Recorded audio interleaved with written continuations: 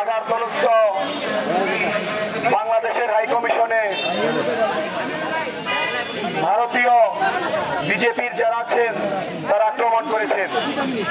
এটা আমাদের সার্বভৌমত্বের উপর আঘাত লেগেছে, আমাদের ভূখণ্ডে আঘাত লেগেছে, আমার মাতৃভূমির আঘাত লেগেছে।